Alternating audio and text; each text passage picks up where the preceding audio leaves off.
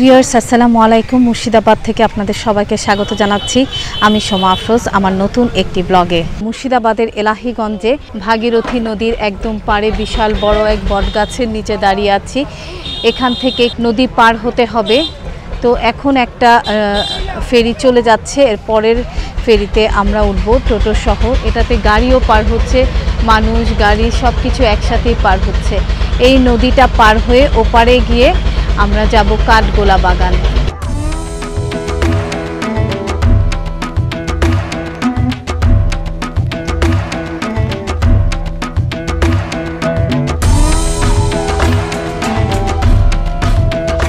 ভাগীরথী নদী পার হয়ে আমরা যে এলাকাটাতে এসেছি এর নাম হচ্ছে শাহানগর। এই শাহানগর থেকে এখন আবার অটোতে করে যাচ্ছি কাঠগোলা বাগান।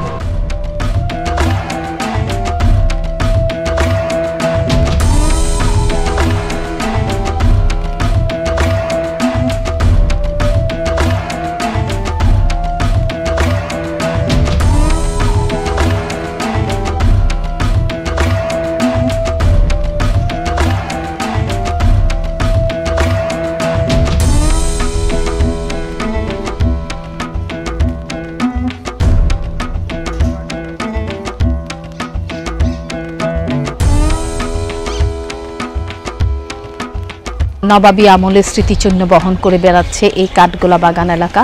এর ভেতরে রয়েছে নাচমহল, প্যালেস পুকুর, সুড়ঙ্গ পথ, পরেশনাথের জৈন মন্দির এবং মুঘল আমলের পাথরের কাজ করা ওয়েল পেইন্টিং।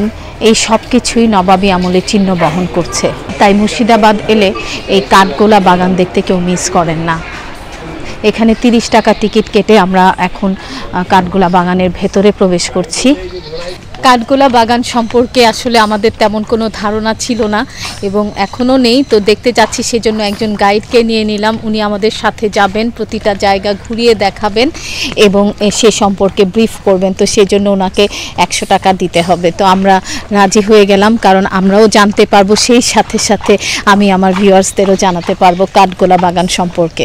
এই বাগান বাড়ি তৈরি হচ্ছে 260 বিঘে জমির ওপর। বাগান বাড়ি তৈরি করান, গেট প্রবেশ করেছেন। গেটের সামনে ডান দিকে একটি ঘোড়াই চড়া মূর্তি রয়ে গেছে। ওনার নাম লক্ষ্মীপদ সিং দুগার।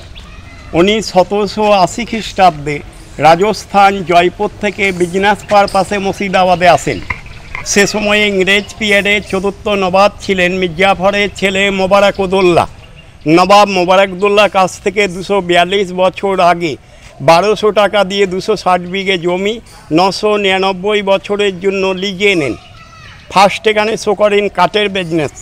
বাইরে থেকে বিভিন্ন ধরনের মূল্যবান কাঠ নিয়ে আসতেন, বাগান বাড়িতে ফার্নিচার তৈরি করাতেন। ফার্নিচারগুলো প্রতিটি প্রভিন্সে সাপ্লাই দিতেন। নেক্সট টাইম 260 বিঘে জমির ওপর কালো গোলাপের চাষ। কালো গোলাপ দিয়ে সেন্ট, পাউডার, আতর ইত্যাদি তৈরি করতেন। সেগুলোও প্রত্যেকটি প্রভিন্সে সাপ্লাই দিতেন। সে সময়ে জায়গাটার নাম দিয়েছিলেন কাঠগোলাপের বাগান বাড়ি। প্রেজেন্ট এখানে কাঠের ক নেই, কালো গোলাপের আর প নেই, এমনি গোলাপ কিছু রয়েছে। নামটা পরিবর্তন হয়ে গেছে কাঠগোলাপ থেকে কাঠগোলা বাগান। ও আচ্ছা। এই জায়গাটিকে অরিজিনালি বলা হয় রাজস্থানী প্যাটার্নের বাউরি। বাউরি অর্থাৎ মেয়েদের স্নানাগার। এর ভেতরে একটা সুড়ঙ্গপথ রয়েছে। এই জায়গাটা থেকে উত্তর পশ্চিম অ্যাঙ্গেলে 1.5 কিলোমিটার। ভাগীরথী নদী অ্যাটাচ জগৎ সেটের অরিজিনাল বাড়ির সঙ্গে অ্যাডজাস্ট। 1847 খ্রিস্টাব্দে ভাগীরথী নদীতে একবার ভয়ানক বন্যা হয়। সে বন্যায় মুর্শিদাবাদে 2টো ঐতিহাসিক প্লেস ভাগীরথী নদীতে লিপ্ত হয়ে যায়। 1 নম্বর সিরাজদৌল্লার প্যালেস। সিরাজদৌল্লা একটি প্যালেস তৈরি করেছিলেন লখনৌর ভুলভুলাইয়া প্যাটার্নে। সে প্যালেসটির নাম দিয়েছিলেন হীরাঝিল। হীরাঝিল পুরোটাই ভাগীরথী নদীতে লিপ্ত। 2 নম্বর জগৎ সেটের অরিজিনাল বাড়িও ভাগীরথী নদীতে লিপ্ত। 1847 সালে সুড়ঙ্গপথ ডাইরেক্ট ভাগীরথী নদীর সঙ্গে কানেক্টেড হয়ে যায় বা ভাগীরথী নদীর জলে পরিণত হয়ে যায়। এখন গুপ্ত সুড়ঙ্গপথে মেন গেটে রয়েছে তালা, তালা যাবে না আর খোলা। গুপ্ত সুড়ঙ্গপথ দেখা হলে আপনাদের ধীরে ধীরে আমার সঙ্গে হাঁটার পালা। আমাদের সামনে ছোট্ট ঘরটি বাংলায় লেখা রয়েছে চিড়িয়াখানা। এটি আমাদের পশ্চিমবঙ্গে সর্বপ্রথম চিড়িয়াখানা, তবে এর ভেতর বাঘ ভাল্লুক নেই। এর ভেতরে রয়েছে বহু দেশের বহু প্রজাতি পাখি, অ্যাকুয়ারিয়ামে কালার মাছ, ভেতরে খরগোশ বা পার্ক।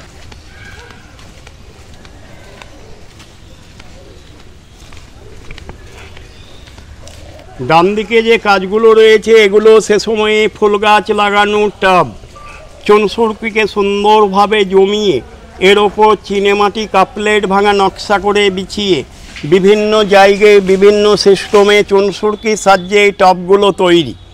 এই টবগুলো এমন একটি সিস্টেমে তৈরি রয়েছিল যে কোনো একটি টবে জল ঢাললে প্রতিটি টবে জল পৌঁছে তো আন্ডারগ্রাউন্ড পাইপ সিস্টেম। এটা কোন সময়ের? 1782। আচ্ছা, আমাদের সকলের সামনে যে পুকুরটি দেখতে পাচ্ছেন এই পুকুরটিকে বলা হয় কাঠগোলা প্যালেস পুকুর। এই পুকুরে টোটালে 6খানা সিঁড়িবাঁধা ঘাট রয়েছে, 4 কর্নারে 4টে ওয়াশ টাওয়ার রয়েছে। লক্ষ্মীপদ সিং দুগরের ফ্যামিলি মেম্বারে কেউ কখনো স্নান করলে 4 কর্নারে 4 জন প্রহরী ইউজ করা হতো। আর এই পুকুরে মালিকপক্ষরা বেশ কিছু বড় বড় রুই কাতলা মাছ পোষতেন। এক একটি মাছের ওয়েট 40-50 কিলো অবধি। যে মাছগুলোকে মালিকপক্ষর ফ্যামিলিরা প্রতিদিন নিজেদের হাতে হাতে মাছকে খাবার খাওয়াতেন, ওটাই মালিকদের এনজয়।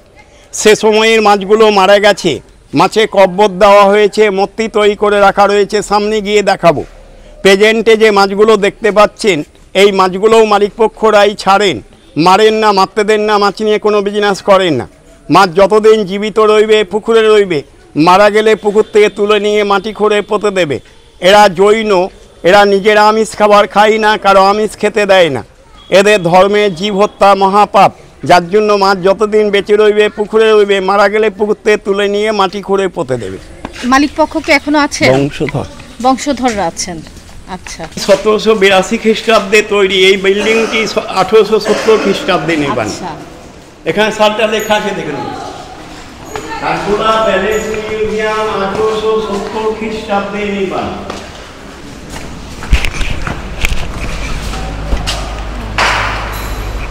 লক্ষ্মীপদ সিং দুগর সে সময়ে খুব উচ্চ শিক্ষিত লোক ছিলেন। বিভিন্ন দেশের বিভিন্ন রাইটারের বই সংগ্রহ করে নিজেরা স্টাডি করতেন। এই বিল্ডিংটিকে বলা হয় কাঠগোলা প্যালেস মিউজিয়াম। এই বিল্ডিং 1870 খ্রিস্টাব্দে নির্মাণ।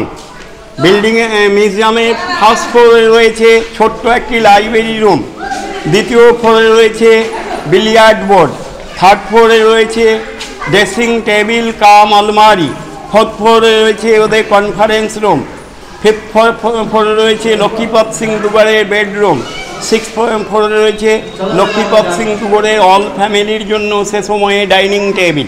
ভিতরে যেহেতু ভিডিও করা যায় না, তো আমরা দেখে এসেছি, সেখান থেকে কিছু ইনফরমেশন শেয়ার করি, বিশেষ করে কনফারেন্স রুম সম্পর্কে। কনফারেন্স রুমটা তো খুবই সুন্দর, মাঝখানে বসার জায়গা, আর চারদিক দিয়ে দেয়ালে বড় বড় বেলজিয়ামের আয়না দেয়া। এখানে মূলত কূটনৈতিক আলোচনা হতো, তো আলোচনায় কার কি মুভমেন্ট, কার কি চিন্তা ভাবনা সেটা বোঝার জন্যই এই বড় বড় আয়নাগুলো লাগানো হয়েছে, যাতে বোঝা যায় যে কে কি ভাবছেন। তাদের আলোচনাকালীন সময়ের চিন্তা ভাবনাটা বোঝার জন্য এই বড় বড় আয়নাগুলো ছিল। আরেকটা বিষয় হচ্ছে ডাইনিং টেবিলের ঠিক ওপরে ছিল বেলজিয়াম মার্কারি সিকিউরিটি গোলক, যেটা সে সময়ে বর্তমানে সিসিটিভির কাজ দিত। আমরা উপরে তাকিয়ে দেখলাম যে পুরো ডাইনিং টেবিলের দরজা, ডাইনিং টেবিল সব কিছু সেই গোলকে ধরা পড়ছে। তো বাইরে থেকে যদি কেউ হঠাৎ করে চলে আসে তাহলে এই গোলকের মাধ্যমে বোঝা সম্ভব ছিল। সকলের বাম দিকে দোতলা ভগ্ন বিল্ডিংটি সে সময়ে মালিকপক্ষদের গেস্ট হাউস ছিল, ওতে আত্মীয় স্বজন আসলে রইতেন। আপাত ধ্বংস অবশেষ, ভাঙা ফার্নিচার সাপে আড্ডা হয়ে গেছে। মিডিলে ছোট্ট ঘরটি অতীতেও অফিস ঘর ছিল, প্রেজেন্টে অফিস ঘরই রয়েছে। বাগানবাড়ির সমস্ত কর্মচারীদের মান্থলি পেগুলো এখান থেকে পেড হয়। ডান দিকের লম্বা ঘরটি পুরোটাই ছিল মালিকদের কিচেন রুম, প্রেজেন্টে running police camp, WBP staff. সামনে মাছের মূর্তিগুলো দেখতে পাচ্ছেন, যে পুকুরটি আপনাদের আমি সকলকে দেখিয়ে নিয়ে আসলাম, ওই পুকুরে সে সময় এই ধরনের বড় বড় মাছগুলো পোষা রয়েছিল। মাছগুলো মারা যাওয়ার পর নিচে মাটি খুঁড়ে মাছে কব্বর দেওয়া হয়েছে, ওপরে মূর্তি তৈরি করে রাখা রয়েছে সে সময় নিদর্শন হিসেবে। এখানে দুটো মাছের মূর্তি, দুটো কব্বর রয়েছে, আগে দুটো রয়েছে। প্রেজেন্টে মাছগুলো মারা গেলে এমনি কুদর দিয়ে মাটি খুঁড়ে পুঁতে দেওয়া হয়। সামনে এখানে কি গণেশ মূর্তি রয়েছে। গণেশ মূর্তি আমাদের পশ্চিমবঙ্গে কোনো জায়গায় দেখতে পাওয়া যায় না। এই গণেশের পেটের ওপর সাপ রয়েছে। আমাদের গণেশের সুরগুলো বাম দিকে থাকে, গণেশের সুরটি ডান দিকে রয়েছে। এই গণেশটিকে নাগেশ্বর গণেশ বলা হয়। বাম দিকে লাল রঙের ছোটগুলোকে কুয়ো বলা হয়, বড়গুলো দ্বারা। সে সময়ে জল ব্যবহারের জন্য প্রেজেন্টেও জল রয়েছে, জলটা আপাতত ব্যবহারযোগ্য নয়। ডান দিকে একটি স্টেজ দেখতে পাচ্ছেন। এই জায়গাটি ছিল ব্যান্ড বক্স। জৈনদের যে কোনো অকেশন ডেগুলো এখানে ব্যান্ড বাজত।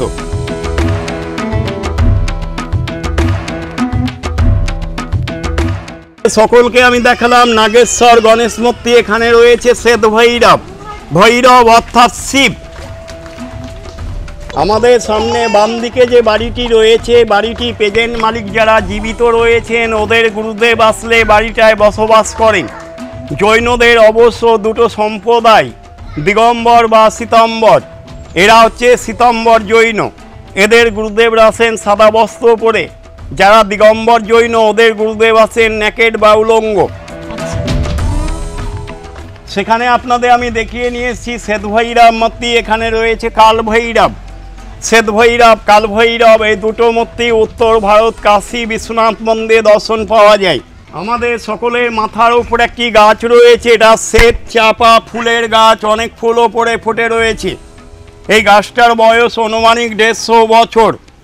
গাছটির নাম শ্বেত চাপা। গাছের গুঁড়োটা পুরোপুরি ফাঁপা, এর ভেতরে কাঠ নেই, ছালের উপর গাছ দাঁড়িয়ে রয়েছে। এর ভেতরে আমার মতো 5 জন লোক প্রবেশ করে দিতে পারবে। দেখি দূর থেকে হ্যাঁ হ্যাঁ, একটা সাপ দেখেছিলাম, হোয়াইট কালার পাপড়িগুলোই ফুলে। এদিকে আসো। গাছের আসল কাণ্ডটা নেই, অনেক আগে ভেঙে নষ্ট হয়ে গেছে। এর ভেতর জল প্রবেশ করে মূল কাঠগুলো পচে শেষ হয়ে গেছে। অবশেষে ছালের ওপর 3টে ভাগ হয়ে গাছটি দাঁড়িয়ে রয়েছিল। একটা ভাগ 20 বছর আগে পড়ে গেছে, তবুও জীবিত রয়েছে। এই একখানা শ্বেত চাপায় গাছের ফুলগুলো সাদা বা হোয়াইট। পাশে কিছু ছোট ছোট গাছ রয়েছে, এগুলো স্বর্ণ চাপায়। গাছের ফুলগুলো গোল্ডেন কালার।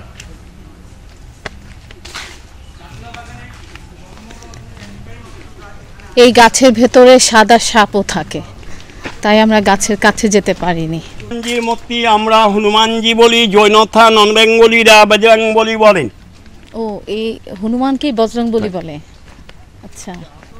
সামনে বাম দিকে একটি পুকুর দেখতে পাচ্ছেন। এই পুকুরটিকে বলা হয় শ্বেত পদ্ম পুকুর। সে সময় সাদা পদ্ম চাষ ছিল।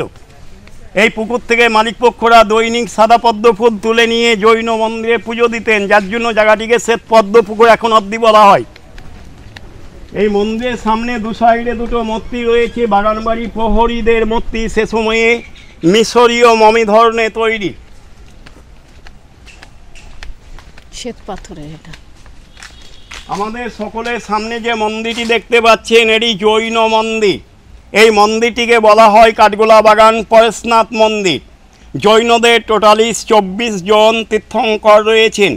মন্দির ইনসাইডে রয়েছে 3 জন তীর্থঙ্করের মূর্তি। জৈনদের প্রথম তীর্থঙ্করের নাম আদিনাথ বা ঋষভদেব। 23 নম্বর তীর্থঙ্কর পার্শ্বনাথ। 24 নম্বর তীর্থঙ্কর মহাবীরের মূর্তি রয়েছে ইনসাইডে। মন্দিরে ইনসাইড প্রবেশ করে দেখতে হলে প্রত্যেকে গেটের সামনে বাইরে এক সাইডে জুতো খুলে ইনসাইডে প্রবেশ করতে হবে। মন্দিরে আউটসাইড থেকে অল গার্ডেন ক্যামেরা ইউজ করতে পারবেন। মন্দিরে ইনসাইডে কোনো ক্যামেরা ইউজ করা যাবে না। এখানে আপাতত কাঠগোলা গার্ডেন গাইডেন্স অল কমপ্লিট। ধন্যবাদ আপনাকে, অনেক কিছু জানলাম আপনার মাধ্যমে। আপনারা আসলে একা আসলে হয়তো বুঝতেই পারতাম না যে এখানে কি। আপনারা ধৈর্য রেখে শুনলেন, তার জন্য আমার তরফ থেকে আপনাদের সকলকে আমার ধন্যবাদ। এই বাগান বাড়ির যিনি মালিক তার 11তম বংশধর এখনও রয়েছেন, কলকাতায় বাস করেন। তিনি পুরো স্টেটটা দেখভাল করেন, রক্ষণাবেক্ষণ করেন। প্রতিটা জায়গায় লোকজন কাজ করছে, সংস্কার করছে, পরিষ্কার পরিচ্ছন্ন করছে। আমার আজকের ভিডিও আমি এখানেই শেষ করছি। আশা করি আমার ভিডিওটি আপনাদের ভালো লেগেছে।